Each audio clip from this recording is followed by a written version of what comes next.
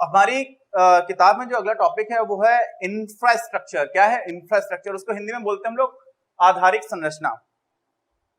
ये मेरे दिल का बहुत ही करीब का टॉपिक है। मैं बहुत जब छोटा था तो साइकिल बहुत चलाता था, और कभी कभी कोई नई रोड बनती थी तो उस पर साइकिल चलाने में बहुत अलग मजा आता था और बहुत अच्छा लगता था।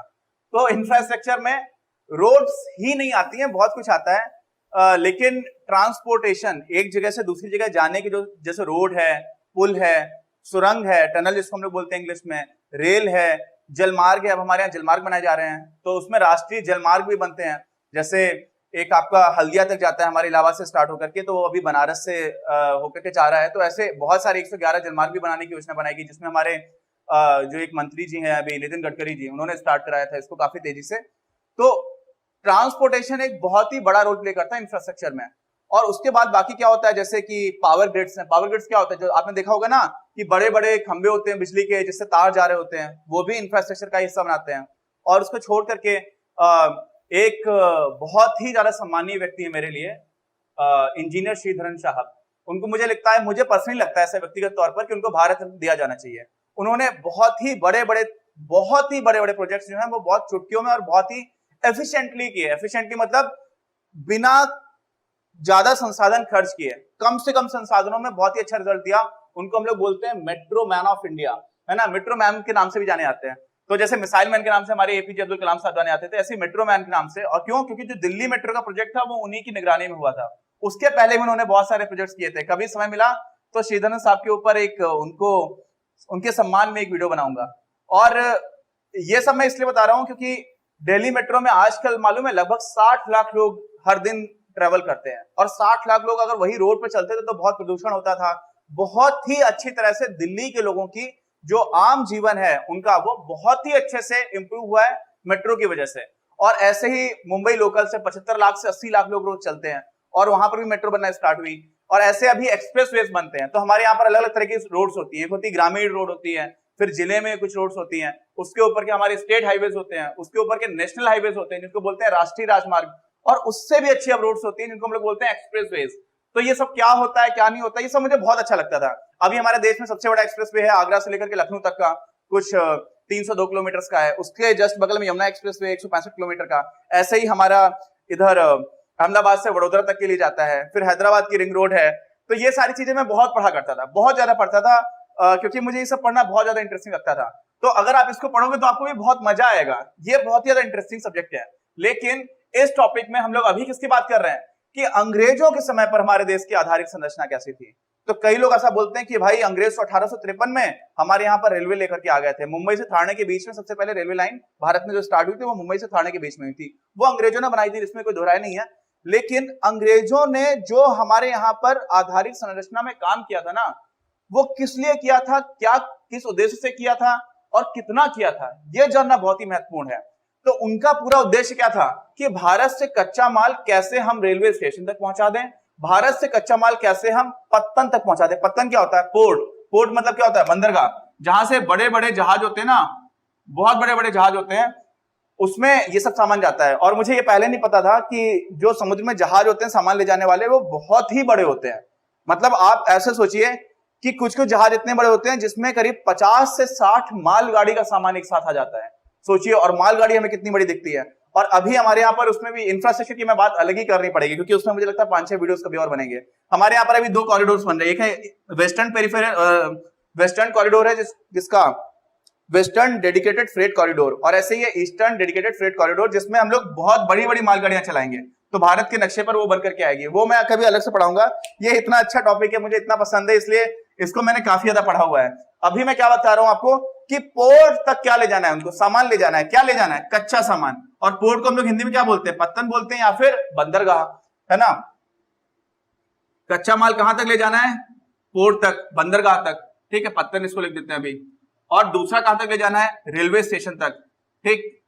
पुलिस स्टेशन मत समझ लेना, रेलवे स्टेशन तक ले जाना है। तो जहां जहां से पैदावार हो रही है वहां से सामान ले जाने के लिए उन्होंने रोड्स भी बनाई। लेकिन सिर्फ रोड्स वही बनाते थे ये लोग जहां से उनको सामान ले जाना होता था। भारत के बहुत सारे गांव, एक समय पर बोला जाता था कि भारत शहर नहीं है। हालांकि आज काफी स्थिति बदल गई है, शहरों में बहुत ज्यादा लोग जाने लग गए हैं। लेकिन एक समय बोला जाता था कि भारत 6 लाख गांव है। समझ रहे हैं? 6 लाख गांव है भारत में। और उन गांवों तक इतनी खराब हालत रहती थी कि जो आज के आधुनिक संसाधन है, जो यातायात के संसाधन है जिससे हम जाते हैं, यातायात के साधन वहां तक जा नहीं सकते थे, इतनी खराब रोड्स हुआ करती थी। और उसका मैं आपको एक उदाहरण देता हूं। हमारे यहां से जो मैंने आपको पूर्वी पाकिस्तान और पश्चिमी पाकिस्तान के बारे में बताता हूं ना, तो पूर्वी पाकिस्तान में पाकिस्तान की जो सेना थी उसने बहुत ज्यादा दुराचार कर रखा था। जब पूर्वी पाकिस्तान ने एक अलग देश होने की मांग करना स्टार्ट किया, और उसके बाद क्या हुआ, वहां के लोगों के ऊपर बहुत अत्याचार किए, वहां की महिलाओं का बलात्कार किया पाकिस्तान की सेना ने, बहुत ही गंदे गंदे काम किए। तो वहां से बांग्लादेश से बहुत सारे लोग भारत में आने लगे, और जब वो लोग भारत में आने लगे तो भारत भी गरीब देश था।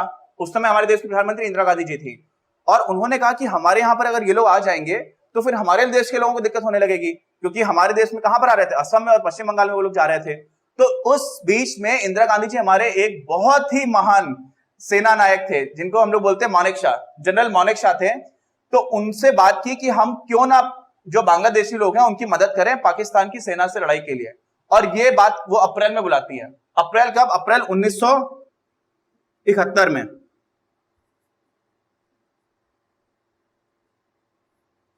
ठीक है, और बोलती है कि हम क्यों ना उनकी मदद करें। तो जो हमारे जनरल साहब थे वो बोलते हैं कि मैडम अभी आप रुक जाओ 3-4 महीने। क्यों रुक जाओ?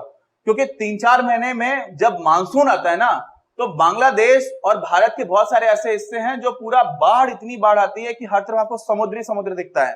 तो हमारी सेना यहां से वहां जा ही नहीं पाएगी। और ये हालत क्यों थी? क्योंकि अंग्रेजों ने इस तरह के हजारों ऐसे गांव थे हमारे देश में जहां को जोड़ने के लिए सड़क ही नहीं होती थी। आप समझ रहे हैं? वो एक मूवी आई थी द माउंटेन मैन, जिसमें एक इंसान पहाड़ काट देता है क्योंकि उस पहाड़ की वजह से बहुत लंबे रास्ते से गांव वालों को शहर तक जाना पड़ता था। तो इतनी ज्यादा जो विषमता थी, विषमता क्यों थी? उनको सिर्फ अपना उद्देश्य पूर्ति करनी थी। क्या करनी थी? सिर्फ उद्देश्य पूर्ति करनी थी। तो उन्होंने जिन रोडों का भी निर्माण किया, जिन रोड्स का निर्माण किया, जिन सड़कों का निर्माण किया, जिन रेलवे लाइंस का निर्माण किया, जिन बंदरगाहों को थोड़ा ठीक किया, वो क्यों किया? क्योंकि उनको अपने देश को मजबूत करना था, हमारे देश को कंगाल करना था। तो उन्होंने जो कुछ किया वो उस उद्देश्य से किया, और वो स्पष्टता दिखता भी है। क्यों? क्योंकि भारत के ज्यादातर लोग जहां पर थे उनको फायदा नहीं मिलता था। साथ में आधारिक संरचना में दूसरी चीज क्या आती है? डाक सेवाएं आती हैं। क्या आता है? डाक सेवाएं। और क्या आता है? तार आता है। अब तो आप लोग जानते भी नहीं होंगे, मैंने भी बहुत ही कम 1-2 बार देखा है। उसको बोलते थे टेलीग्राम। क्या बोलते थे? टेलीग्राम। ठीक है, तो इससे क्या होता था? टेलीग्राम से एक संदेश दूसरी जगह पर बहुत आसानी से काफी जल्दी पहुंच जाता था उस समय पर। तो इसके लिए बहुत सारी लाइंस बिछानी पड़ती हैं, आपको तार की लाइंस बिछानी पड़ती है। जैसे मान लीजिए मैं कानपुर में हूं और मुझे कोई संदेश कोलकाता तक भेजना है, तो वो हवा में तो जाता नहीं था, उस संदेश के लिए मुझे पूरी लाइन बिछानी पड़ती थी। तो ये काम अंग्रेजों ने किया था। लेकिन टेलीग्राम की जो लाइंस बिछाई थी और ये सब बनाया था, ये किसने बनाया था पता है आपको? आपको पता चलेगा तो आपको और समझ में आएगा कि कितने ज्यादा कुटिल लोग थे। उन्होंने ये बनाया इसलिए था कि भारतीयों को कैसे कैद में रखा जाए। समझ रहे हैं कि भारतीयों ने कहीं पर कुछ रिवोल्ट किया या भारतीयों के ऊपर कैसे कड़ी निगरानी रखी जाए।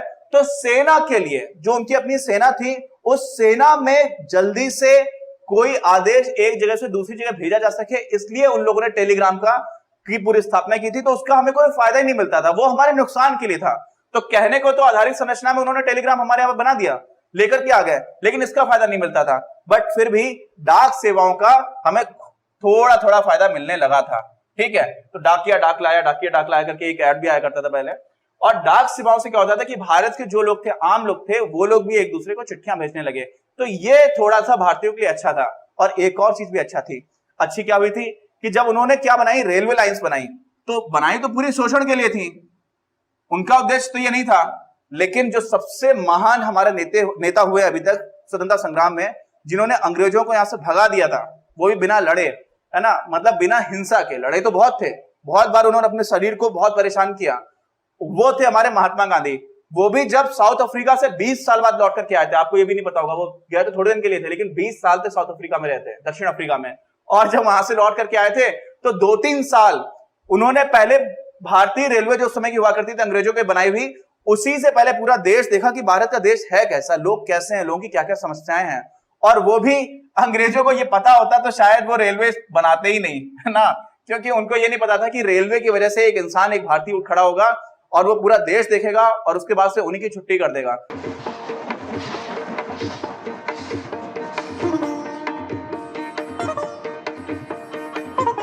तो हुआ क्या कि जब वो ये सब चीजें बना रहे थे तो उन्होंने सोच के कुछ और बनाया, लेकिन कुछ परिणाम ऐसे निकल गए जिससे उनकी हालत खराब हो गई। तो डाक सेवाओं का भारतीयों को कुछ फायदा मिला और रेलवे का भी इस सेंस में फायदा मिला कि भारत के जो महान नेता थे, जो क्रांतिकारी लोग थे ना, वो एक जगह से दूसरी जगह पर जा सकते थे। हमारे भगत सिंह जी थे, तो भगत सिंह ने जब वो सैंडर्स की हत्या हो गई थी, उन्होंने, क्योंकि लाला लाजपत राय के ऊपर लाठी बरसाई थी और उसके बाद से फिर सैंडर्स की हत्या की गई थी, तो सैंडर्स की हत्या के बाद से जब भगत सिंह को जाना होता है तो वो भी रेलवे लाइन से कोलकाता चले जाते हैं, रेलवे ट्रेन से, रेलगाड़ी से। तो कई बार हमारे क्रांतिकारियों ने, हमारे नेताओं ने उसका उपयोग किया, बट फिर भी अगर आप ऊपर से देखोगे, जो उनका उद्देश्य था उसमें क्या होता था कि कैसे अंग्रेज भारत की संपत्ति को एक जगह से दूसरी जगह ले जाए, अपनी सेना को एक जगह से दूसरी जगह ले जाए। टेलीग्राम जैसी आधारित संरचनाओं का तो पूरी तरह से उन्हीं के लिए पूरा प्रयोग किया गया। अब बताइए, एक चीज और समझिए कि उन लोगों ने क्या किया था, जब हम लोगों के देश में वो इस तरह का संसाधन बनाना चाह रहे थे, तो उन्होंने उड़ीसा में एक नहर बनाई। क्या बनाई? नहर भी बनाई, लेकिन नहर में जो इन्वेस्टमेंट किया था, जितनी पूंजी लगाई थी, बहुत ही छोटा हिस्सा था किसकी तुलना में? रेलवे की तुलना में। और नहर का फायदा बहुत किसानों को मिलता था, आम आदमी को भी मिल रहा है, जो भारतीय आम नागरिक हुआ करता था, क्योंकि उसकी पैदावार बढ़ती थी, तो जमींदार जो उसका शोषण करते थे वो भी कम हो सकता था। लेकिन उन्होंने बहुत इन्वेस्टमेंट नहीं किया, और कितनी बेवकूफी भरा इन्वेस्टमेंट किया। उड़ीसा में उन्होंने एक नहर बनाई और सोचा कि अब नहर है, इसी से जो भी सामान ले जाना है नहर के रास्ते से जाएगा। और उसके बाद उन्होंने उसी के किनारे एक रेलवे लाइन बना दी। क्या बना दी? Railway line. तो जो नहर बनाई थी, अब नहर से कोई सामान ही नहीं ले जाता था, क्योंकि नहर से सामान ले जाना उस समय महंगा पड़ रहा था वहां पर, तो सारे लोग रेलवे लाइन से ले जाने लगे। तो उन्होंने एक ही जगह पर इस तरह की बेवकूफी भरे निर्णय भी लिए थे, और उसमें पैसा किसका जाता था? हम ही लोगों का पैसा जाता था। तो उनके बेवकूफी भरे निर्णय, और वो भी बेवकूफी के साथ साथ कुटिलता भरे भी, क्योंकि हमारे देश का संसाधन लूट करके ले जा रहे हैं और उसमें भी अपने अधिकारियों को बहुत मोटी मोटी तनख्वाह दे रहे हैं। तो इस तरह से उन्होंने जो काम किया वो हमको दिखाई पड़ता है कि कहां कहां पर समस्याएं आई। लेकिन फिर भी आप ध्यान रखिएगा कि रेलवे का और डाक सेवाओं का थोड़ा फायदा हुआ। रेलवे का एक फायदा यह भी हुआ कि भारत जो था ना, वो सांस्कृतिक तौर पर, सांस्कृतिक मतलब हम लोग इतना विभिन्नता भरा देश है, भाषाएं हमारी अलग अलग है, कन्नड़ा है, तमिल है, तेलुगु है, बंगाली है, मराठी है, हिंदी है, इतनी सारी भाषाएं, और हिंदी में भी बहुत सारे अलग अलग डायलेक्ट्स है, मेवाड़ी है, मारवाड़ी है, मैथिली है, भोजपुरी है ना, अवधी है, ब्रज है। तो बात है कि हम लोग भाषा के आधार पर इतने ज्यादा अलग अलग हैं। फिर हमारे धर्म भी बहुत अलग अलग है, हिंदू लोग भी हैं, मुस्लिम भी हैं, ईसाई भी हैं, जैन भी हैं, बुद्ध भी हैं, पारसी भी हैं, इतने सारे धर्म के लोग हैं। तो इतनी विभिन्नताओं भरे देश में लोग रेलवे की वजह से एक दूसरे से मिलना स्टार्ट हो गए। तो जो हमारे बंगाल के क्रांतिकारी हुआ करते थे, उनको भी लगता था यार कि हम तो अंग्रेजों को भगाना चाहते हैं, और हमारे महाराष्ट्र के जो क्रांतिकारी थे उनको लगता था हम भी भगाना चाहते हैं। तो वो लोग एक साथ मिलना शुरू कर पाए। नहीं तो पहले बहुत ही मुश्किल होता था एक जगह से दूसरी जगह जा पाना। तो उस जो सांस्कृतिक मेल जोल था ना, वो बहुत अच्छे से बढ़ने लगा था रेलवे की वजह से। अंग्रेजों ने ये सोचा नहीं था, ना ही उनका ये उद्देश्य था, इसलिए उन्होंने रेलवे लाइन भी इसी रास्ते पे बिछाई थी जहां से वो आसानी से हमारे देश की संपदा बाहर ले जा सके। समझ रहे हैं आप? लेकिन उसका ये भी एक साइड इफेक्ट हुआ जो हमारे फेवर में काम करके गया। ठीक, तो ये पूरी उनकी स्थिति थी। ये भी मैंने आपको बता दिया कि किस तरह से उनके खराब निर्णय आते थे, है ना, क्योंकि कई बार उन्होंने इस तरह के इंफ्रास्ट्रक्चर में कुछ करने की कोशिश की तो उसका भी नतीजा खराब निकला। और नहरों को कुछ और जगह भी बनाया, लेकिन उसके भी जो परिणाम थे वो बहुत संतोषजनक नहीं थे। तो कुल मिलाकर जो कहा जा सकता है वो ये कहा जा सकता है कि आधारिक संरचना अंग्रेजों के समय पर में ये चीजें बहुत महत्वपूर्ण थी। अब इसके नोट्स की बात फिर से आ जाती है, कई बच्चे जो नोट्स के लिए परेशान रहते हैं। मैं इस चैप्टर का पूरा रिवीजन कराऊंगा यार, और जब कराऊंगा तो उसमें सारे नोट्स होंगे, उसमें आपको सारी चीजें बहुत जल्दी से देखने को मिल जाएंगी और आपको कहीं से कुछ समझने की दिक्कत नहीं आएगी। अभी क्या होता है ना, इन लेक्चर्स का उद्देश्य है कि आप समझो, मैं कहना क्या चाह रहा हूं वो समझो, और चीजों को कनेक्टेड होता हुआ देखो। मैं जब भी कुछ पढ़ाता हूं ना, तो ये भी बताता हूं, इंजीनियर श्रीधरन जी का भी नाम लिया, एपीजे अब्दुल कलाम का भी नाम लिया, भगत सिंह जी का भी नाम लिया, महात्मा गांधी का भी नाम लिया। क्यों? क्योंकि वो सारी चीजें जुड़ी हुई हैं। तो आपको पूरी पिक्चर दिखना स्टार्ट हो जाएगी, है ना। तो नोट्स की टेंशन मत लेना, नोट्स मैं दूंगा और वो आपके लिए बहुत मोर देन सफिशिएंट होंगे। ठीक है, मिलेंगे हम लोग अपने अगले वीडियो में। अगर आपको ये वीडियो पसंद आया तो प्लीज इसे अपने दोस्तों के साथ शेयर करें, लाइक करें, आपके अपने चैनल अपनी क्लास को सब्सक्राइब करें और बेल आइकन को प्रेस करना ना भूलें। Thank you very much, have a nice day.